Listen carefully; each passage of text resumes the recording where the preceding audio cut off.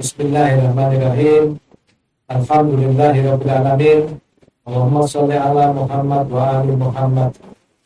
Assalamualaikum warahmatullahi wabarakatuh.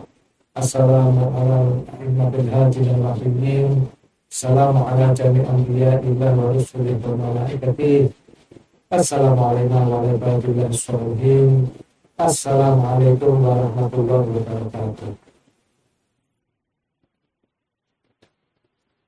Jamaah Majelis Hijabi TV yang mudah-mudahan senantiasa dalam barakatul Muhammadiyah dan dikaruniai Allah kelimpahan cinta pada Nabi Shallallahu Alaihi Wasallam dan keluarganya.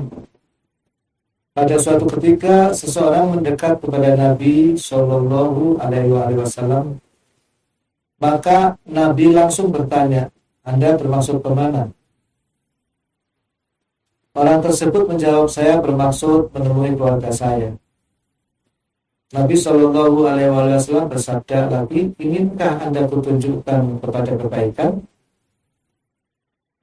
Orang tersebut menjawab, "Apa kebaikan itu?" Rasulullah Shallallahu Alaihi Wasallam bersabda, "Anda bersaksi bahwa tidak ada Tuhan yang wajib disembah kecuali Allah yang Esa, tidak ada sekutu baginya, dan Muhammad itu hamba dan Rasulnya." Orang tersebut berkata, "Siapa yang bersaksi kepadamu terhadap apa yang engkau katakan itu?" Nabi Shallallahu Alaihi Wasallam menjawab, "Pohon ini yang berada di tepi wadi." Maka pohon itu pun terguncang di antara kedua tangan Nabi dan mengucapkan syahadat 3 kali. Dan orang itu mengikuti ungkapan pohon itu. Kemudian dia kembali ke tempatnya.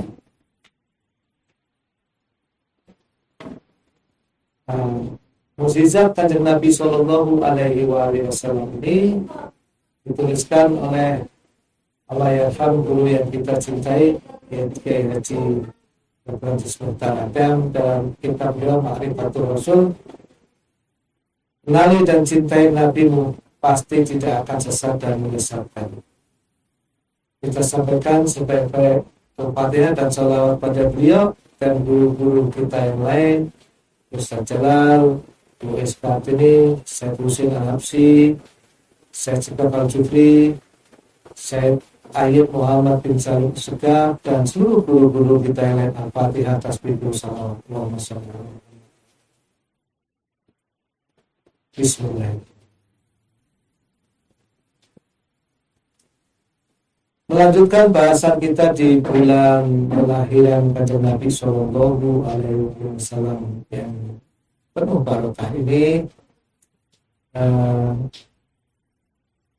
Fakir ingin membuka, kalau kajian yang lalu kita buka dengan puisi dari Cak Nun.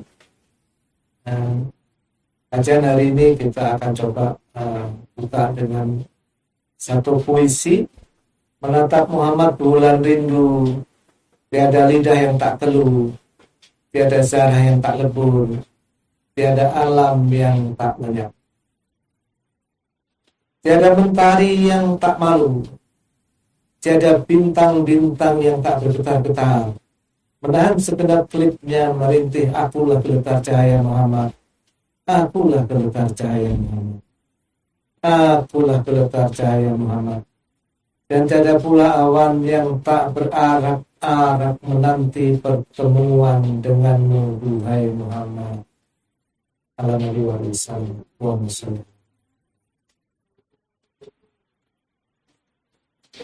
Kembali kepada bahasan Alama Sayyid Muhammad Husin Bapak-Bapak dalam bab 5 kitab Risalah Al-Walayah, bahwa beliau mengatakan bahwa Allah mengaitkan keimanan kedua dengan keimanan pada Kanjeng Nabi Shallallahu Alaihi Wasallam dengan mengutip surah Al-Imran ayat 31, "Qul in kuntum tuhibbunallah fattabi'uni yuhibbukumullah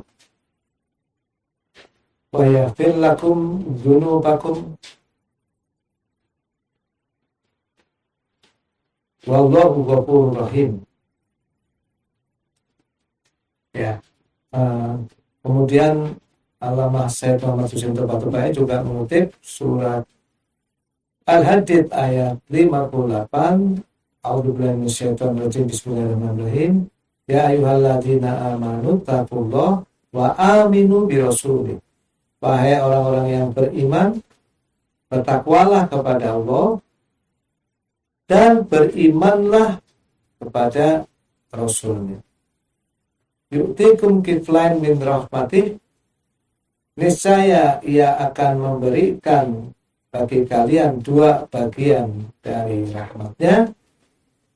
Wa yaj'al lakum nuran tamsuna bihi, dan niscaya ia akan menjadikan bagi kalian cahaya yang dengannya kalian berjalan. Wa yaghfir lakum, dan niscaya ia akan mengampuni kalian. Wallahu ghafurur rahim, dan Allah Maha Pengampun lagi Maha Penyayang. Jadi dalam salah satu penjelasannya Allamah Tabatabai menjelaskan bahwa Allah akan mewariskan kepada orang yang benar-benar taslim kepada Nabi, beriman dan taslim kepada Nabi, berserah diri kepada Nabi, itu akan diwariskan kepadanya nur, cahaya. Dengan cahaya itu ia berjalan di tengah manusia, ia bergaul di tengah-tengah mereka. Sebelum diberi cahaya itu, ia bergaul dan hidup di tengah-tengah mereka dengan kekuatan dirinya sendiri, dengan sebab-sebab dirinya sendiri, dengan penglihatannya, pendengarannya, tangannya, lisannya sendiri. Namun setelah betul-betul bertaslim kepada Nabi, Allah akan memberikan cahaya, maka digantikan kekuatan sendiri itu, pendengaran, penglihatan, tangan dan lisan itu dengan cahaya dari Allah. Dan ini adalah tahap yang oleh Allamah Tabatabai disebut sebagai tahapan tauhid, tauhid asma atau tauhid sifat. Nah, jadi tetap pada bahasan kita mengikuti Allamah Tabatabai itu bagaimana kita coba mengikuti Kanjeng Nabi Sallallahu Alaihi Wasallam untuk beroleh cinta Allah. Ya. Dan nanti kalau Allah mencintai kita, Allah akan mudah-mudahan Allah mengaruniakan pada kita cahaya dan mengampuni dosa-dosa kita.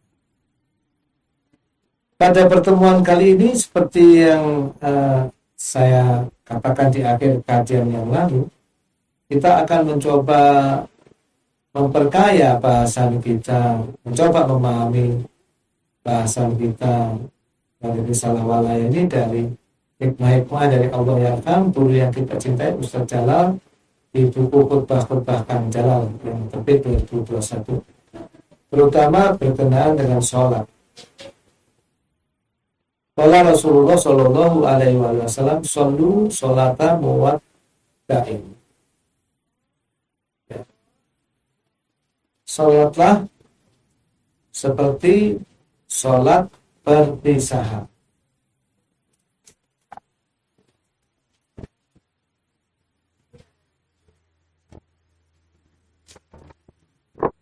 Rasakan bahwa ketika Anda sholat, Anda tidak lagi berada di dunia ini menemui zat yang maha besar. Rasakan bahwa ketika Anda sholat, Allah itu raqib, Allah itu mengawasi segala gerak-gerik kita.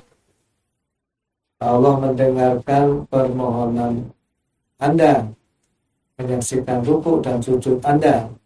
Masukkan ke dalam hati dasarnya pertemuan dengan penguasa alam semesta. Putuskan semua cabang hati yang berkaitan dengan dunia ini. Iqrab anid dunia. Ya. Nah, dalam buku khutbah Kang Jalal, beliau mengutip salah satunya, jadi tepatnya di bagian ini, bagian ke-6 dari khutbah-khutbah di Amerika ya, khutbah ke-6.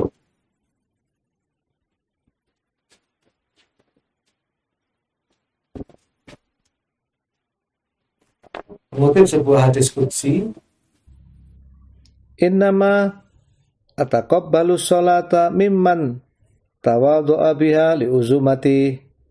Sesungguhnya aku hanya menerima sholat dari ia yang merendahkan diri dengan sholatnya karena kebesaranku. Ini adalah syarat pertama sholat yang diterima. Syarat yang kedua, walam yastatil biha ala khalqi, dan ia tidak menyombongkan diri kepada makhlukku. Walam yabit musirron ala maksiati. Jadi syarat yang ketiga, yang tidak mengulangi maksiat kepadaku. Syarat yang keempat, wa qata'an naharo li dzikri, yang mengisi sebagian siang dengan zikir kepadaku. Yang kelima, warohimal masakina wabnas sabil wal armalah warohimal musab. Jadi syarat yang kelimanya, yang menyayangi orang miskin, orang yang dalam perjalanan, wanita yang ditinggalkan suaminya, dan yang mengasihi orang yang ditimpa musibah. Zalika nuruhu kanuris syamsi. Cahayanya adalah seperti cahaya matahari. Akla'uhu bi'izzati. Aku melindunginya dengan keagunganku. Wa astahfizuhu malaikati. Dan aku memerintahkan para malaikatku untuk melindunginya. Wa aj'alu lahu fisulumati nuron wal jamalata ilman. Dan aku menjadikan baginya cahaya dalam kegelapan, ilmu dalam ketidaktahuan. Mathaluhu ala khalqi kamathalil firdausi fil jannah. Permisalannya dibandingkan dengan makhluk-makhlukku adalah seperti firdaus di surga. Shadaqallah wa rasuluh. Ya. Benarlah Allah dan Rasulnya. Allah Nabi wa alaihi salawat. Allahumma sholli ala Muhammad wa ali Muhammad wa sholli ala Muhammad wa ali Muhammad.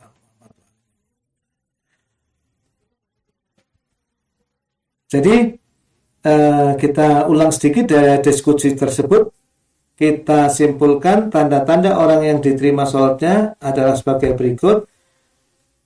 Pertama, tawadu'a biha li'uzumati, atau tanda-tanda sholatnya para wali kalau menggunakan bahasa Risalah Al-Walaya.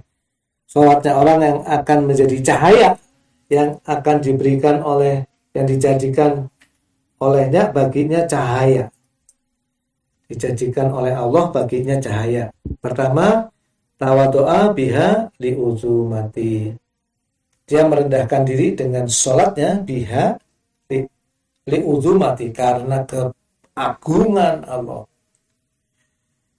Jadi ketika bertakbir Allahu Akbar, itu maha besar Allah dari semua yang aku sifatkan. Tak pernah mampu kita memuji dan mengagungkan Allah. Tersungkur, tidak memiliki sedikit pun ego di hadapan Tuhan. Ya. Kemudian yang berikutnya, walam yastatil biha ala khalqi, dan dia tidak menyombongkan diri ya kepada makhlukku. Ya. Ya, kalau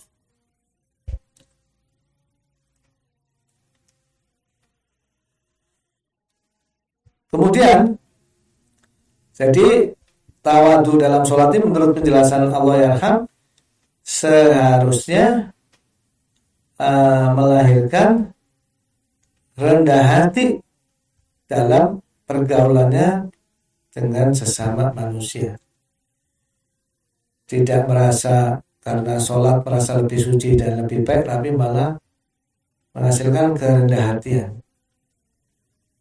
Ya, kalaupun dia berkuasa, dia tidak sombong. Kalaupun kaya, dia tidak memperbudak orang lain karena tahu itu semuanya titipan Allah.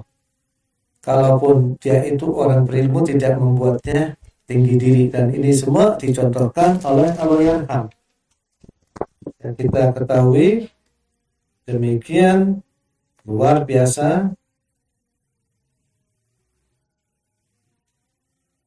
demikian rendah hati kepada bahkan kita seluruh murid-muridnya. Nah, di sini Allah Yarham mengutip ya, qala Rasulullah sallallahu alaihi wasallam, la yadkhulul jannata man kana fi qalbihi khardalatum min kibrin.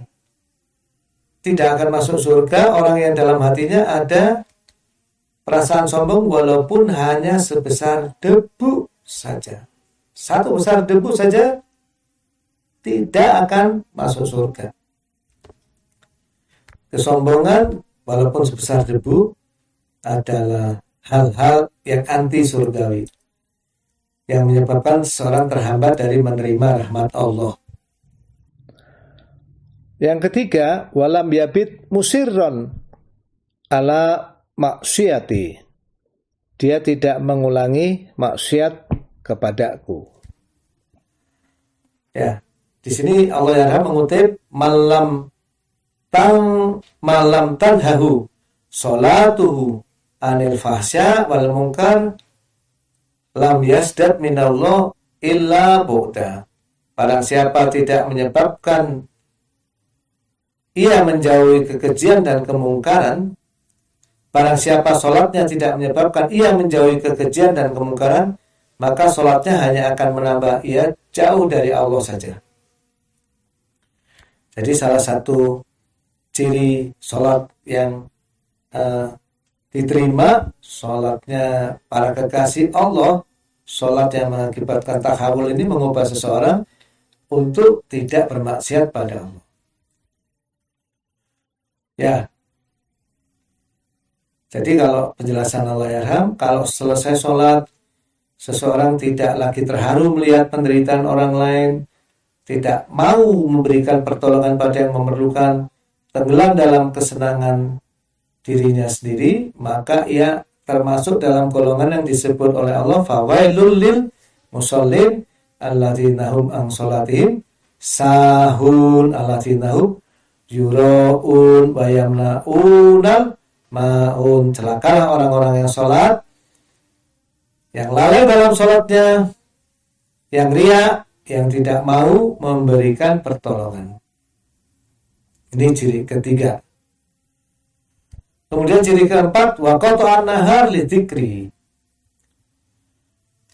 Ada seorang sahabat bertanya pada Rasulullah sallallahu alaihi wasallam, "Ya Rasulullah, syariat Islam sudah banyak pada diriku. Ajarkanlah kepadaku sesuatu yang bisa aku pegang teguh untuk selanjutnya." Nabi sallallahu alaihi wasallam menjawab, "La yazalu lisanuka ratban min dzikrillah." Usahakanlah lidahmu selalu basah menyebut nama Allah. Jangan biarkan lidahmu kering tanpa menyebut nama Allah. Berzikir, kata Allah Yarham, bukan saja disyariatkan setelah sholat, melainkan juga pada setiap saat, ketika berdiri, duduk, dan berbaring. Dalam salah satu ceramah atau pesan Allah Yarham yang lain, kalau berzikir itu diperintahkan banyak. Kalau beramal itu diperintahkan ahsanu amala, yang terbaik. Tapi kalau berzikir itu memang diperintahkan banyak. Mengutip surat Ali Imran, A'udzubillahi minasyaitonirrajim. Bismillahirrahmanirrahim. alladzina yazkurunallaha qiyaman wa qu'udan wa ala junubihim. Orang-orang yang mengingat Allah sambil berdiri, duduk, atau dalam keadaan berbaring. Ya.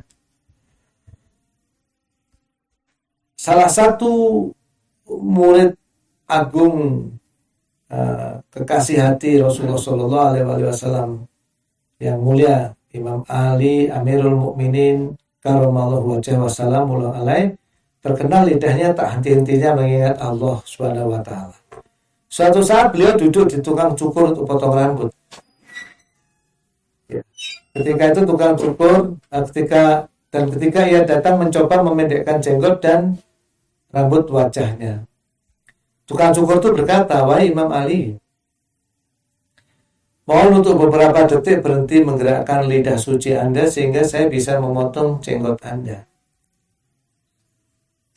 Jadi kita kalau mau cukur, kalau bergerak-gerak lidah, sulit tukang cukur itu.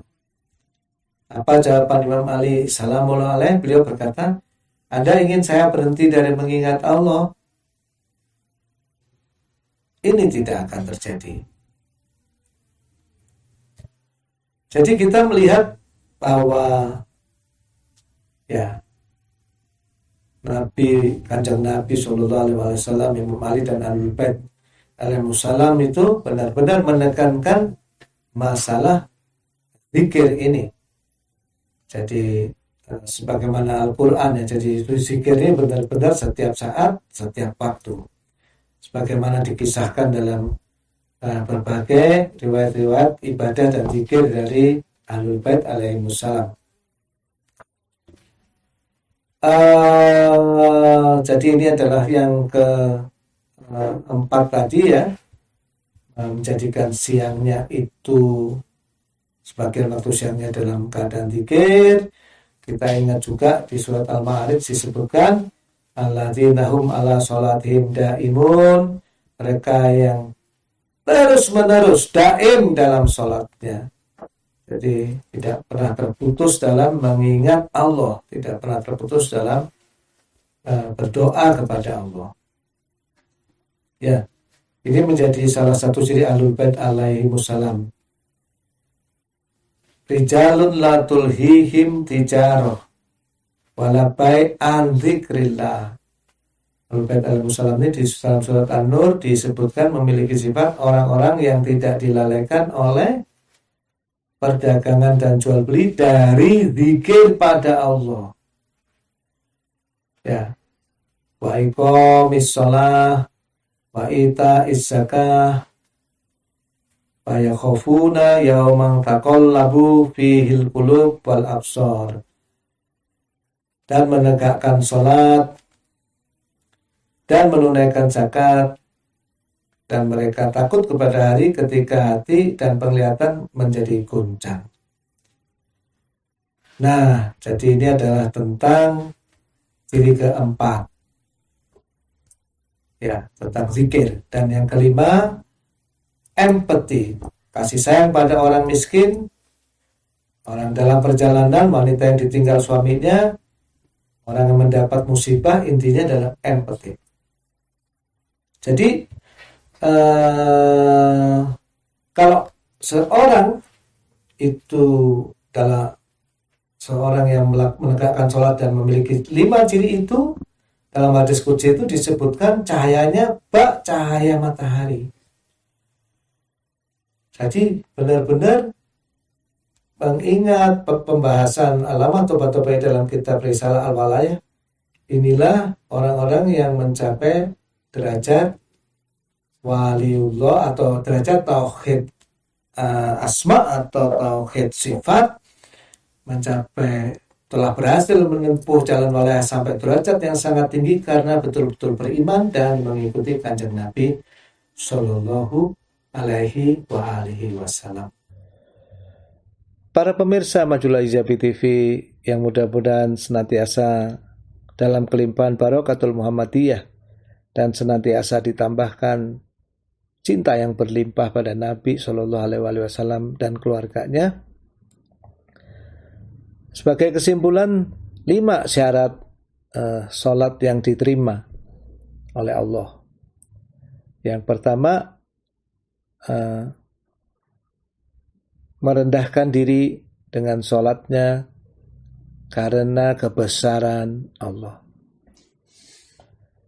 Dalam bahasa yang lain, Allah Yarham pernah menyebutkan menjadi kasroh di bawah ba dari bismillah adalah menjadi syarat untuk bisa menyebut asma Allah.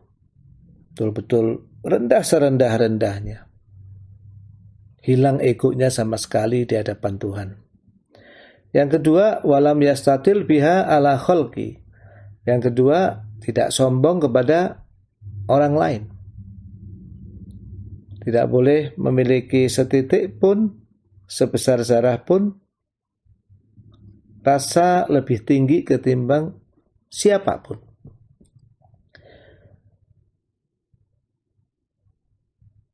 Yang ketiga, tidak mengulang maksiat pada Allah.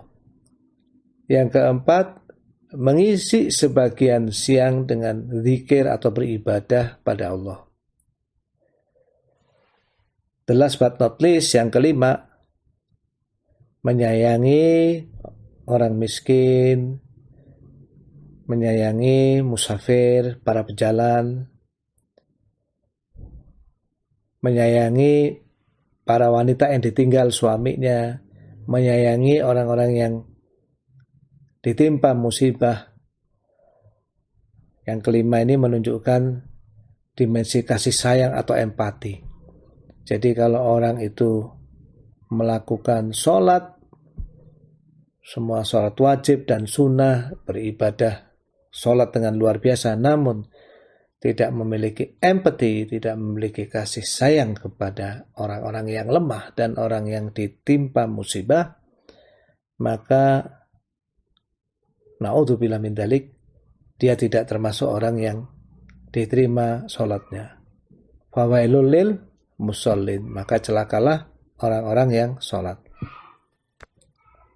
Para jamaah Majulah Ijabi TV yang mudah-mudahan senantiasa dalam kasih sayang Allah dan kecintaan pada Nabi dan keluarganya Sallallahu Alaihi Wasallam.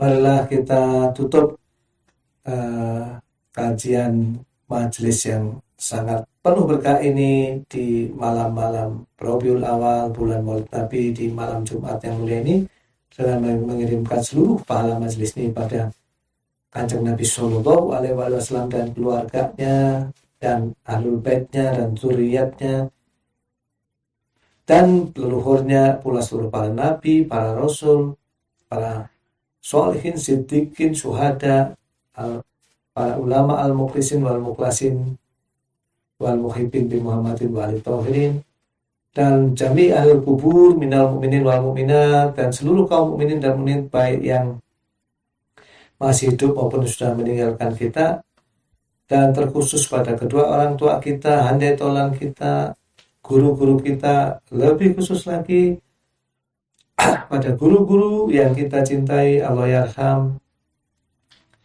Ibu Iskartini, Bapak Kiai Haji Mukhtar Adam, Said Husain Al-Habsyi, Said Sekap Al-Jufri, Said Ayyub bin Muhammad bin Salim As-Sekap, Habib Toha Musawa, Ustadz Rusdi Alaidrus, dan seluruh guru-guru kita yang telah meninggalkan kita, pula kepada seluruh kaum mukminin dan mukminat dan seluruh yang mengalami kesulitan, mudah-mudahan dilepaskan dari kesulitannya.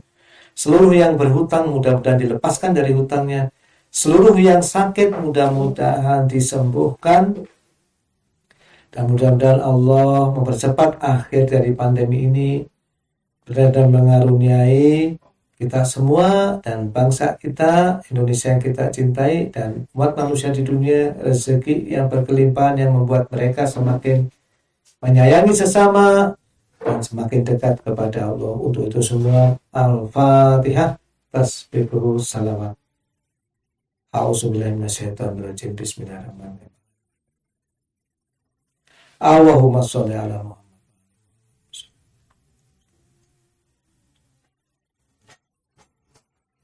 Wa ma taufiqi illa billah, alaihi tawakkaltu wa ilaihi unib. Wassalamualaikum warahmatullahi wabarakatuh.